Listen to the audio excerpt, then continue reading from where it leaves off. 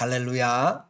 이스라엘의 왕들의 삶을 통하여서 우리 인생을 평가하는 인생평가 네 번째 하나님의 말씀 같이 보게 되어서 진심으로 사랑하고 축복합니다. 성경 말씀 보겠습니다.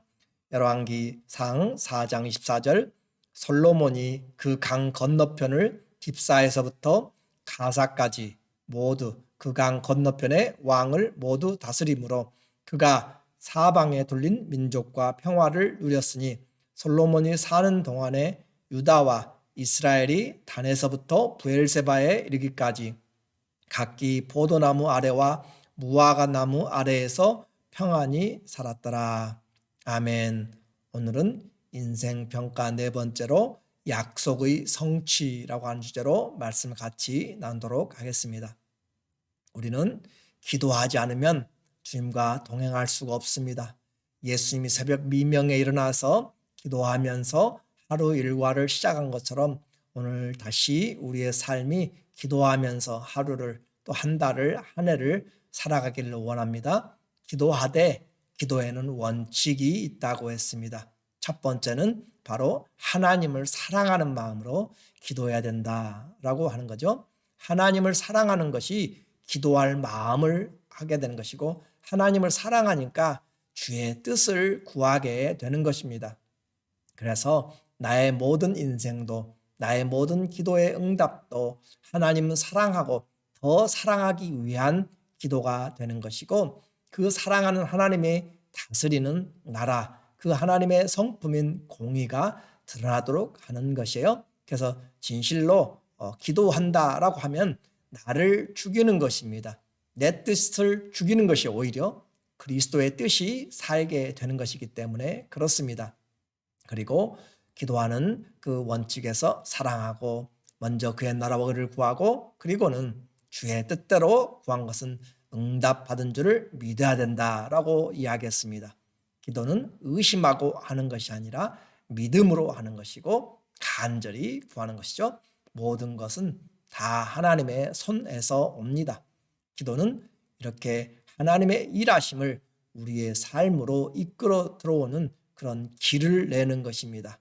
그래서 기도할 때 길이 만들어지는 것이고 하늘의 권세가 우리에게 임하게 되는 것이에요.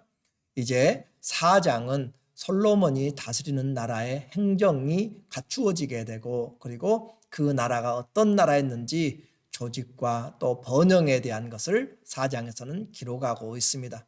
이것은 솔로몬에게 하나님이 약속한 지혜 외에 부와 존귀와 영광을 하나님이 주시겠다라고 하는 약속의 성취에 대한 부분을 우리에게 보여주고 있어요.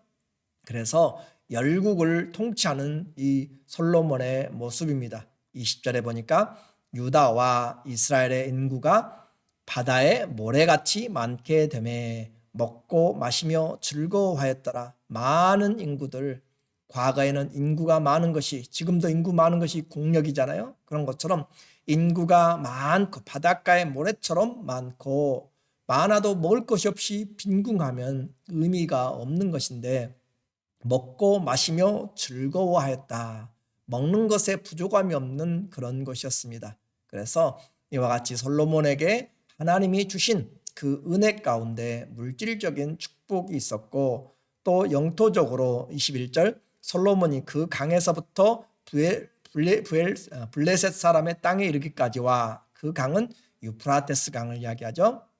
그 북쪽 유프라테스 강부터 또 블레셋 사람의 서쪽에 블레셋 사람의 땅에 이르는 지중해까지와 남쪽으로 애굽 지경에 이르기까지의 모든 나라를 다스림으로 솔로몬의 산 동안에 그 나라들이 조공을 바쳐 섬겼더라. 그렇게 해서 그 많은 열국들이 이스라엘에게 조공을 바쳐서 섬기는 그런 광대한 나라의 통치자가 되었습니다.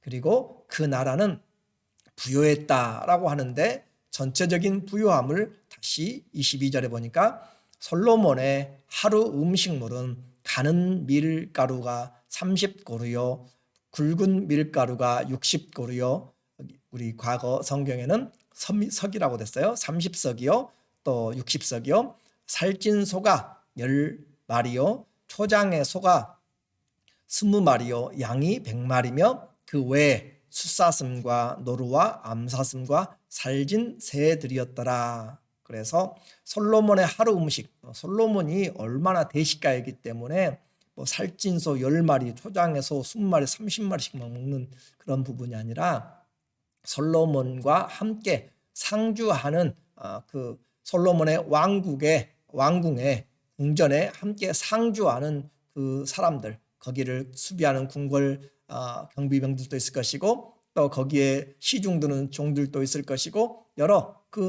솔로몬과 함께 대사들도 오고 해서 함께 먹고 마시는 상주 인원이 약 14,000명이 먹는 식사 분량이 오늘 나와 있는 내용이에요. 그렇게 해서 그 사람들에게 부족함이 없이 이렇게 먹고 마시고, 그래서 이처럼 그 먹고 마신 것보다 더 중요한 것이 무엇이었는가. 24절에 보면 솔로몬이 그 강 건너편을 딥사에서부터 가사까지 모두 그 강 건너편의 왕을 모두 다스림으로 그가 사방에 둘린 민족과 평화를 누렸으니. 평화죠. 솔로몬의 이름이 평화입니다. 평화의 남성 명사예요. 술람미는 평화의 여성 명사죠. 그래서 샬롬이라고 하는 그 말에서 솔로몬이 나왔는데 솔로몬의 또 다른 이름은 여디디야, 사랑받는 자라는 뜻이죠. 그렇게 해서 솔로몬에게 하나님께서 평화, 그의 이름처럼 평화를 주셨고, 25절 솔로몬이 사는 동안에 유다와 이스라엘이 단에서부터 브엘세바 이르기까지 각기 포도나무 아래와 무화과 나무 아래에서 편안히 살았더라, 안연히 살았더라. 또 그렇게 변하고 있죠. 그렇게 해서 평화가 임하는 땅이었습니다. 그래서 먹을 것이 부족함이 없고 하나님께서 주신 그 열국과의 관계도 평안하였고, 이처럼 아무런 걱정과 근심이 없이 살아가는 그런 삶이었고, 뿐만 아니라 나라도 안전하고 국방도 튼튼했습니다. 26절 솔로몬의 병거에 말이 외양간이 4만이요 마병이 12,000명이요 그 지방 관장들은 각각 자기가 맡은 달에 솔로몬 왕과 왕의 상에 참여하는 모든 자를 위하여 먹을 것을 공급하여 부족함이 없게 하였으며, 지방 장관들은 4장 1절부터 보게 되면 그들이 각 지역으로 해서 12지방으로 그리고 12달을 각각 맡아서 이렇게 한 달씩 솔로몬의 쓸 것들을 공급해 주는 것으로 나와 있습니다. 그렇게 하는데 솔로몬의 말 외양간이 4만이요 말을 관리하는 그런 마구간이죠. 그것이 4만이라고 했는데 이것은 조금 오해의 소지가 있도록 그렇게 되어 있어요. 그래서 역대하 9장 25절은 똑같은 내용을 4천이라고 기록하고 있습니다. 아마 군대 숫자를 마병 12,000명을 감안할 때 말 4,000마리가 4,000칸이 맞는 것 같아요. 이것은 옮겨 쓰는 과정 가운데서 그 숫자의 내용들이 비슷함으로 오기지 않는가 그렇게 추정할 수 있습니다. 이 군대의 목적은 전쟁을 위함이 아니라 평화, 나라의 평화를 지키는 것이었죠. 이제 이와 같이 외형적으로 나라가 강하고 부유하고 모든 사람들에게 평화가 임하였던 반면에 내적으로 솔로몬에게 하나님이 주신 그 지혜를 또다시 설명합니다. 그리고 우리는 살펴보진 않았지만 이미 하나님이 기브온 산당의 기도를 통하여서 너에게 전무후무한 지혜를 준다라고 이미 들었어요. 그리고 3장에 보면 장기 2명이 각각 아이를 낳았는데 한 아이가 죽게 되고, 그래서 그 여인이 자기 죽은 아들을 가져다가 산자의 그 아기와 바꿔서 그렇게 아침에 이제 서로 자기 것이다 주장하는 그런 내용에서 솔로몬이 칼을 가지고 오고 그리고 그 산자의 아이를 둘로 반으로 나누어서 각각 나눠주라라고 그렇게 엄청난 판결을 내립니다. 그때 진짜 산자의 어미는 제발 그렇게 아기를 죽이지 말고 저 여자한테 주라라고 하는 반면에 이 죽은 자의 아들을 바꿔치기 한 그 사람은 차라리 내 것도 되지 않고 또 저 여자 것도 되지 않게 죽이라라고 이야기해요. 거기에는 모성이 없는 것이죠. 그래서 솔로몬의 이 판결을 통하여서 여기 진짜 산자의 어미에게 가져다주는 그런 놀라운 판결을 통하여서 솔로몬의 지혜를 우리에게 보여줍니다. 뿐만 아니라 그는 지혜의 왕이었어요. 29절 하나님이 솔로몬에게 지혜와 총명을 심히 많이 주시고, 정말 지혜도 하나님이 주세요. 우리도 세상을 살다 보면은 IQ가 적은 사람, 물론 IQ나 그것으로 다 판단할 수 없지만 EQ도 마찬가지고 감정의 측정이라든지 여러 가지를 통해서 정말 뜻밖의 뛰어난 자들을 많이 만나게 됩니다. 그래서 각양의 사람들인데 지혜는 총명은 하나님이 주세요. 그리고 또 넓은 마음을 주되, 솔로몬의 마음이 넓었다라고 이야기하고 있죠. 바다의 모래같이 하시니, 솔로몬의 지혜가 동쪽 모든 사람의 지혜와 애굽의 모든 지혜보다 뛰어난지라. 그래서 솔로몬의 지혜가 너무나 뛰어났음을 이제 또 구체적으로 우리에게 가르쳐주고 있습니다. 태평성대의 나라요 왕은 현자요, 그런 뜻이죠. 이처럼 좋은 나라, 좋은 왕, 겉으로 아주 너무 풍성한 나라요, 부족함이 없는 나라요. 그리고 솔로몬은 이 잠언 격언을 그가 3,000개나 쓰고 또 시편을 1,005개나 노래할 정도로 지은 문학가입니다. 솔로몬이 지은 그런 전도서는 유명한 것이고 잠언도 솔로몬의 것으로 그렇게 우리가 많이 알고 있는 것이죠. 이와 같이 많은 것을 지었는데 백과사전처럼 많은 그런 지식과 지혜로 식물들과 동물들까지, 하늘과 또 조류하는 나를 조류와 또 바다의 어류들까지 종류별로 구별하는 그런 박학다식한 그런 지혜에서요. 32절에 그가 잠언 3,000가지를 말하였고 그의 노래 1,005편이며 그가 또 초목에 대하여 말하되 레바논의 백향목으로부터 담에 나는 우슬초까지 하고, 그가 또 짐승의 새와 기어다니는 것과 물고기에 대하여 말한지라. 초목들, 식물에 대해서, 짐승에 대해서, 새와 물고기까지 모르는 것이 없이 또 각각 구분하여서 그렇게 논하였고, 사람들이 솔로몬의 지혜를 들으러 왔으니 이는 그의 지혜의 소문을 들은 천하 모든 왕들이 보낸 자들이었더라. 그래서 솔로몬에게 사람들이 찾아오고 모여들게 되는 그런 놀라운 하나님의 은혜를 베풀어 주셨습니다. 자, 여기서 이제 솔로몬이 다스린 나라, 또 그가 가지고 있는 내적인 그런 풍성한 지혜, 그것들을 우리는 너무너무 부러워요. 그런데 한 가지 생각해 볼 수 있는 것은 솔로몬의 믿음이 정말로 신실했는가, 삶을 통해서 신실했는가, 그것을 우리가 보게 될 때 앞으로 나오게 되지만 그는 처음과 중간과 나중이 달라지게 되었음을 알게 됩니다. 갈수록 믿음이 더 풍성해져야 되는데 솔로몬은 그런 과정을 이제 바꾸어 버리고 잘못된 길들로 가게 된 것이죠. 그래서 아버지 다윗은 유대 방황하면서 피를 많이 흘리고 전쟁을 많이 했어요. 숱한 고생을 하면서 나라를 세웠지만 솔로몬은 태어날 당시부터 왕자로, 안정된 나라의 왕자로 그렇게 태어났습니다. 한마디로 부족함이 없었고 고생을 모르는 사람이었어요. 비록 하나님이 놀라운 지혜를 주시고 온갖 물질적인 축복을 다 주셨지만 이것이 우리의 믿음의 분량, 하나님을 신실하게 섬기는 것과는 비교되지 않는다라고 하는 것이에요. 물질이 많다고 하나님 섬기는가, 내가 받은 기도의 응답이 많다고 하나님 사랑하는가, 또 그것은 틀린 것이에요. 그래서 우리는 시편의 150편 중에 솔로몬의 시로 표제된 것은 72편과 127편 두 개밖에 없습니다. 또 72편조차도 다윗이 자기 아들 솔로몬을 위하여서 하나님이여 왕에게, 새로운 왕에게 지혜를 주세요라고 하는 그런 기도였는지, 아니면 솔로몬 자신이 하나님께 지혜를 구하였는 것인지 잘 학자들도 분별하지 못하고 있는 상황이에요. 왜냐하면 72편 마지막 19절에 보면 이새의 아들 다윗의 노래가 피라도다 마치도다 라고 그렇게 하면서 끝나게 되기 때문에 그것이 어떤 솔로몬의 진짜 노래인지 아니면 다윗의 것인지 우리는 학자들도 서로 논란이 있고, 또 가장 분명한 것은 시편 127편에 하나님이 집을 세우지 아니하시면 집을 세운 자의 수고가 헛되며 하나님이 성을 지키지 아니하시면 파수꾼의 경성함이 허사로다라고 하는 이 127편만큼은 분명하게 그의 시입니다. 그런데 이 내용을 보면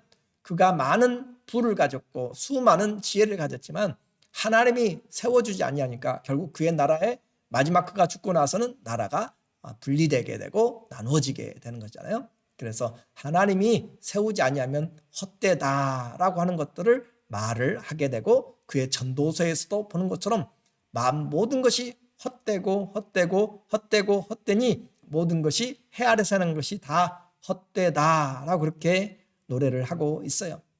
그만큼 우리에게 하나님이 세우지 아니하시는 인생, 그는 그것을 자기 인생을 반면 교사로 삼아서 자녀들에게, 왕자들에게, 백성들에게 가르치고 있는 성전에 올라가는 노래입니다. 다윗은 쫓겨다니면서 힘든 중에 성령의 감동으로 시편 150편 중에서 반 정도 되는 73편을 우리에게 이상을 썼지만 지혜의 왕 솔로몬은 탁월한 지혜로 1500개의 노래를 지었지만 성경에 이렇게 들어와서 있게 된 것은 한두 편에 불과하다라고 하는 것이죠. 그렇게 해서 또 앞으로 우리가 보게 될 열왕기 이 상과 하에서 여러 왕들을 평가하는 기준이 솔로몬 시대의 번창함, 솔로몬 시대의 지혜로움, 평화로움, 이것이 기준이 아니었고 다윗의 믿음의 길로 행하였는지, 그것이 선한 왕의 기준이 되는 것입니다. 다윗의 믿음의 길, 다윗의 선한 길, 그것이 기준이 되고 있어요. 그러니까 우리에게 우리의 가진 것으로, 누리는 것으로 믿음이 측정되는 것이 아니라 하나님을 어떻게 사랑하고 섬겼는가, 그것이 약속의 성취가 우리에게 가져온 우리에게 교훈하는 것이, 내게 기도 응답이 되었다고 감사하는 것으로 끝나는 것이 아니라 정말 이 누리는 것들을 진정한 하나님을 사랑하는 것으로 다시 회복시켜서 주님의 사랑이 더 풍성해질 수 있는가. 고난이 힘들어요. 그러나 고난 때문에 오히려 믿음의 사람들로 성숙해 갑니다. 고난당한 즉 우리에게 오히려 유익이 될 때 있어요. 왜냐하면 우리가 주님의 말씀을, 율례들을 배우게 되기 때문이죠. 또 실패가 우리에게 하나님 앞에 더 오직 하나님 한 분만 바라보면서 살아가도록 그렇게 하게 됩니다.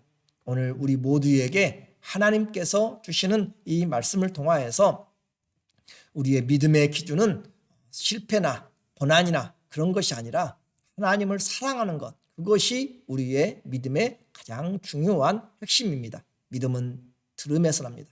내게 주신 것들이 지금 부족하다고 우리는 낙심할 필요도 없습니다. 또 내게 주신 것들이 지금 많고 풍성하다고 교만할 필요도 없습니다.